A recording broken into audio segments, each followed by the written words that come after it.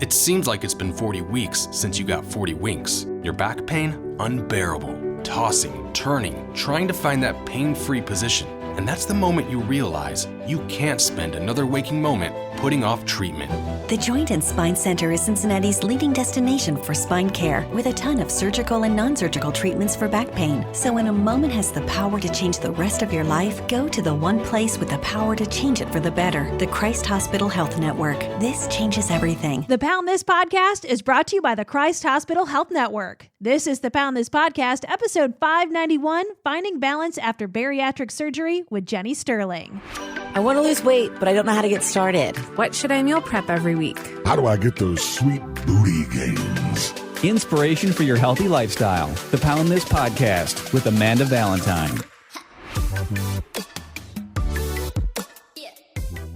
Thank you so much for listening to the Pound This podcast. I'm Amanda Valentine. Very excited to chat with my guest today and hear all about your story. Is Jenny Stirling. Hi, Jenny. Hey, how's it going? Good. So I found out about you through Sarah Doler, Sarah D Fit With Me, who I've been friends with for a few years.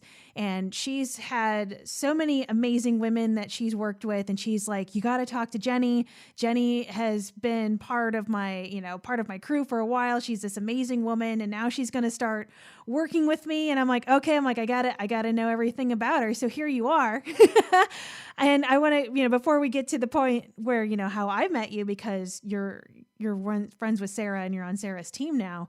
So I know that you've gone through an amazing weight loss journey, and I kind of want to just, start with the beginning, wherever you want to start, of, kind of where you've been and where you are now. Okay. Yeah. So I would say it kind of goes back to probably junior high school years. I was always pretty athletic, out for sports. I kind of noticed, once I got to high school, kind of developing where you kind of start gaining a little weight, you kind of notice, hey, my jeans aren't quite fitting right. So I probably started dieting when probably 8th grade. I actually through high school kind of got into some eating disorders that I battled with.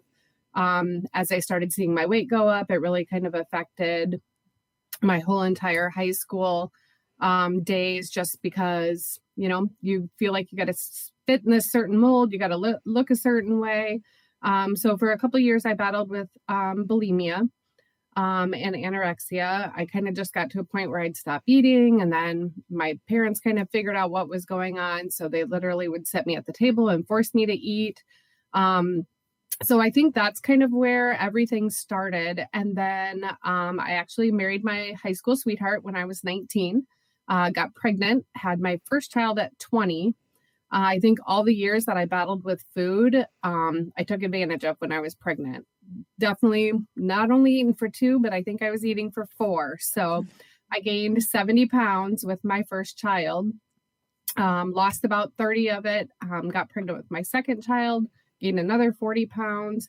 And then I think at that point, especially for women, I think you have a family, you have a husband, you have kids, you definitely put yourself on the back burner. And that's what I did. So for years, I was a mom, I was a wife, and I kind of just didn't do anything for myself. I mean, I would try diets here and there, and then I'd lose a couple of pounds and I'd get frustrated. So I'd quit. So it got to be my kids graduated, and I was over 100 pounds overweight and just frustrated. No matter what I tried, I went to my doctor, tried every diet out there, from you name it, Weight Watchers to keto to Yoli. I mean, pretty much every diet. I'd lose about 20 pounds and then I'd just get stuck. So in 2016, I reached out to a bariatric surgeon, went and had a consult, and decided that I was going to have gastric bypass. I knew that if I could just have the tools to help me get the weight off, I was pretty sure that I'd be able to sustain it myself. But I just needed that extra push to figure out how to get the weight off. So in October of 2016, I had gastric bypass. The first year I lost 100 pounds, got to my goal weight. And then kind of after you get past your first year, I don't know, I'm not speaking for every bariatric surgeon, but you kind of just get, okay, great, you lost the weight. Here you go. Here's what you need to do for the rest of your life. So I met with a bariatric nutritionist. I think it was at my 3-year post-op. And he gave me a little sheet of paper, and it literally said, never eat over 900 calories, never eat pizza, never eat pasta, never eat carbs. I mean, basically, here's your 7-inch plate. Never eat anything bigger than that. And, you just get to a point where you're like, I'm barely eating. I'm working out like a crazy person. And I wasn't seeing any changes in my body. I mean, I was happy with where my weight was, but after losing that much amount of weight, you don't have your muscle like you did. You have a lot of loose skin. So I kind of got frustrated because I really want this lifestyle for the rest of my life. Like, I didn't just have surgery to lose the weight and be fine. Like, this is my new healthy life, and I got to figure out how to make it work. So in December of last year, I reached out to Sarah. I kind of had silently been stalking her on Instagram for a while. And I actually knew of someone that had been working with her that I reached out to and said, hey, how's it going with Sarah? What do you think? So I reached out to Sarah, and we've been working together for 11 months. I think you get to a point where kind of you're not losing weight anymore. So kind of I always call it kind of the high of the surgery.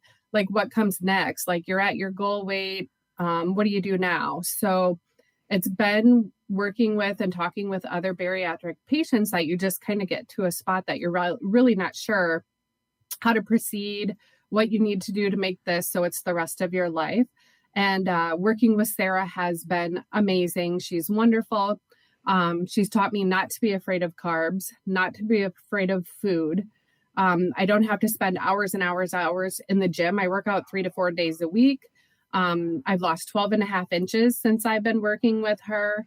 I'm at a maintainable weight. So the weight part of it kind of was where I first went in and was like, okay, I want to weigh this, and this is where I want to be.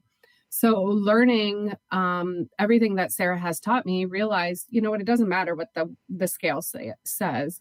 It matters if I'm healthy. It matters if I can maintain. And I'm not killing myself in the gym, which is huge. So it's been a really, really kind of up and down journey. Losing the weight, I think a lot of people have the false misconception that like having bariatric surgery is the easy way out. Oh, you had bariatric surgery. Oh, you took the easy way out. Let me tell you, it was hard from day one. I got sick a lot. I couldn't eat a lot.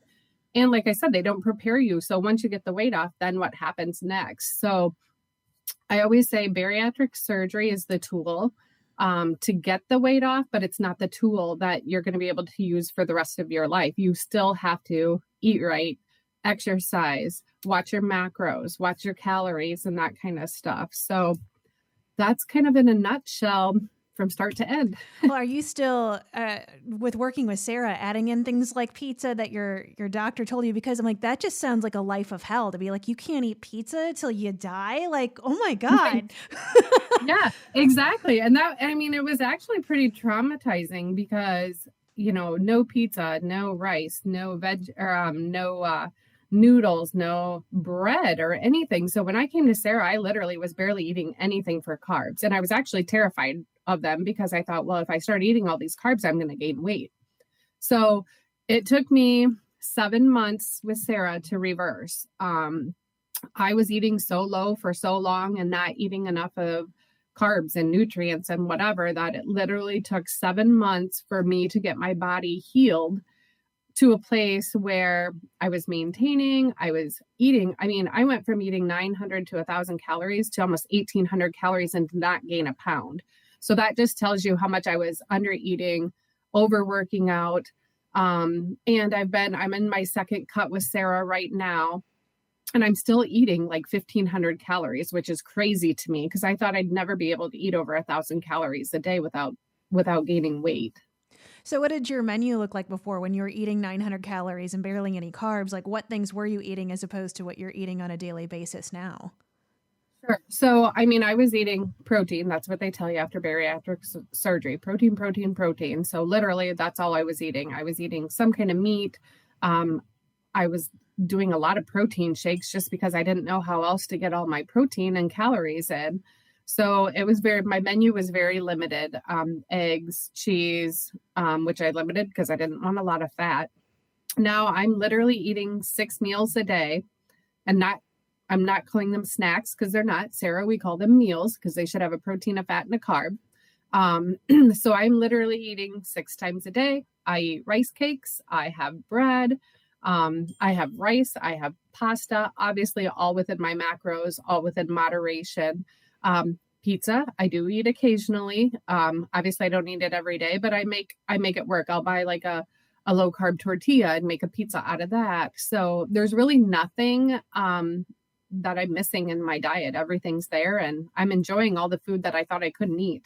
Yeah, that's awesome. I've noticed, I mean, I don't know a ton of people that have had bariatric surgery, but out of those that I know personally, it feels like you kind of fall into 2 groups. It falls into these groups of people that are way under eating and doing kind of what you did of just like really flaming out, to the people that I've seen people intentionally try to restretch their stomach back out so they can enjoy those things that they missed. They didn't realize, like I was signing up to never, drink a giant McDonald's Diet Coke again. And so Right. not that I'm shaming them in any way, but it's just kind of like, it feels like I haven't met personally a lot of people like in this middle ground where it sounds like you're at now, like this healthy balance. It feels like you kind of go to one extreme or the other of gaining the weight back or really under eating. And it feels like, I guess the question is here. Do you think from that, or question one, have you noticed that with a lot of people that have had weight loss surgery, that same sort of thing? And 2, do you feel like that's because of the misinformation from doctors? Like there's not a whole lot of like, learn how to live a balanced life afterwards. So it's either you become a slave to the eating no carbs, or you're just like, F it, I want to do what I want.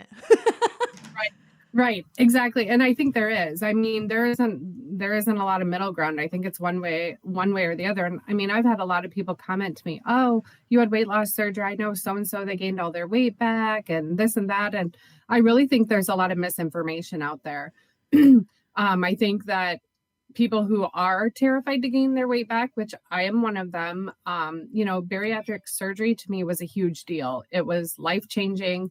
I went through the guilt of like, am I being selfish doing this? What if something happens to me? So I consider the fact that I went through something that big, I'm going to take care of myself and I'm going to make sure I put the work in. But I also think you are restricted. I think people, I should never have candy again. I should never have sugar again. I shouldn't have carbonation. And I actually avoid all of that. I don't. I'm pretty strict in my adherence to everything. But I do think some people figure out how to eat around the tool. I tried a cookie and I didn't get sick, so maybe this time I'll try 2 cookies. And I think that's part of the problem, though, is because a lot of people go and have this surgery and there's really no support or follow-up after. So you're kind of just left on your own to figure it out. And there's not a lot of support for us that maybe somebody's struggling, they don't know what to do. And that's why finding a coach like Sarah and joining her program and actually starting to coach with her is a huge inspiration for me, because there's a lot of people out there that just literally do not know what to do. They're stuck. Maybe they have some regain. If you look at the big picture of what Sarah is coaching and her philosophy, it all makes sense. It's something I said to her before. I wish I would have found you before I had bariatric surgery. Maybe I wouldn't have had to go to that extreme. But at the same time, I'm so happy that I had the surgery, because now I'm in the place that I am. But you have to have the tools or have a coach or have some sort of support that can help you get through the part where you don't know what to do next. I lost the weight. Now what do I do? So it's really great having that community out there and being able to find someone like Sarah that can help us get past, the 1 to 2 to 3 to 4 or 5 years out of what we need to do to maintain this healthy lifestyle. Well, and I just think it speaks to just how amazing a journey can turn, where, we're up to the point where before you chose to have bariatric surgery, you've had bariatric surgery, and then you were eating 900 calories a day. Anytime during that, if you've been like, hey, let's fast forward a year or so and you're going to become a coach to help people through this, you probably like, no way. Exactly. And it's one of those things. I think that part of this journey is I need to keep myself educated. I need to understand how the body works. Regardless of having bariatric surgery or not, a lot of women are undereating. I mean, if you go and poll 50 women, you'll probably find at least half or more that are undereating and overworking out. So the fact that there is sustainable plans out there where you can eat real food, you can have carbs, is amazing. I never knew that was out there. So from when I started with Sarah to now, I can't believe how much I've grown. The other aspect they don't talk about is the mental part of it. You go and see a counselor one time before bariatric surgery, and they basically say yes or no if you can have it. There is no follow-up with any kind of mental health afterwards. And as you know, your body can change, but if you can't change your mindset, you're lost and you don't know what to do. And the biggest part of being successful is you really have to change your mindset, not only your lifestyle, but you have to change your mindset. Yeah. And I think that's what's so heartbreaking for anybody that's been on any sort of journey. But I think especially when you've gone through the surgery route, just because I feel like you've gone through the pain of surgery, you've gone through the money of surgery, you think again, where you think that mindset, like you said earlier, of like, this is a quick fix, where it's not. If you're not getting down to the root problem, why you have some of this disordered eating or what your relationship is with food, that if you're going to end up gaining that weight back because you never fix the root problem, I think the pain of that just is crippling, which is why I think it just locks so many people up. I think especially after surgery. Speaking as someone who hasn't had it, but I've gained weight back after losing weight and I didn't have surgery, and I know how much that sucks. But if I paid through this, I went through this time of being sick and this was so hard to gain it back, and how much you just turn that on yourself of like, well, I must suck. I just can't figure this out. I'm just meant to be this way. And how much you just trash yourself when it's just that you didn't get the right help, and it's, you just need to chat with the right people and kind of get on the right path. And it's not your fault, and how easy it is to just, you will be like, give up after that. I think it's heartbreaking. Right. It is. And I mean, every day is not a perfect day. Every week isn't a perfect week. I still struggle with body issues and stuff, I think, forever. I mean, once you go from being so far overweight to where I'm at now, I literally will walk into a clothing store and they'll be like, oh, whatever, here's your size. And I'm still grabbing, bigger sizes off the rack. And the lady's looking at me like, no, like you need a small. I'm like, no, I don't. So the body image, I call it fat brain, is actually what I call it. Once you've been overweight, I think fat brain is real. It doesn't go away, but you can definitely learn like, hey, I'm healthy now. I have a healthy lifestyle. Like I'm doing everything right. You need to get to the point where now you just enjoy it. Food prepping on Sunday, one of my favorite things to do. My husband complains every Sunday, our house freaking stinks like broccoli. And I'm like, yep, roasting my broccoli.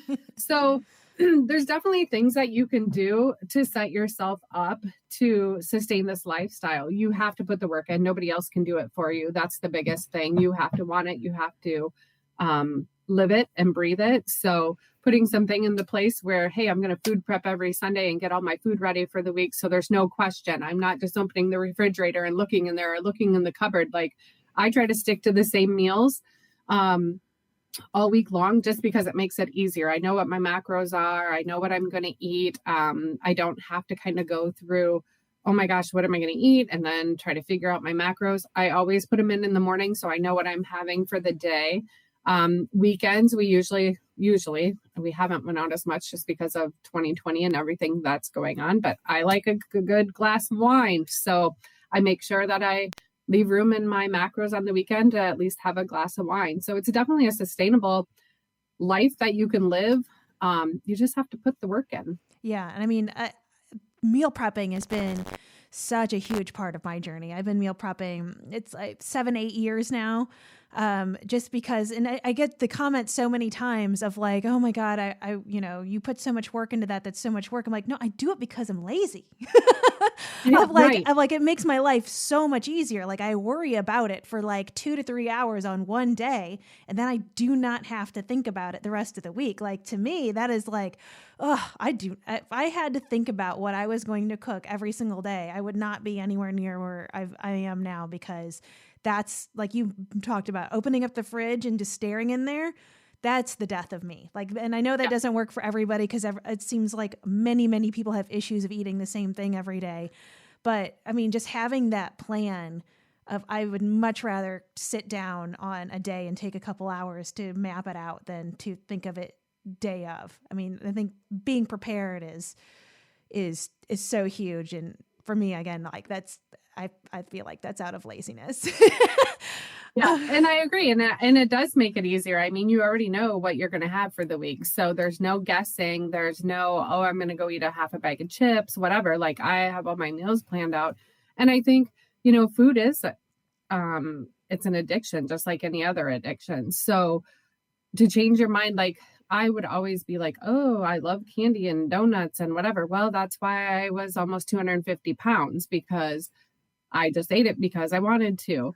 And I think my mindset now has changed to the point where, I eat to live instead of live to eat. So I, not always enjoy like, oh, this is the best supper ever.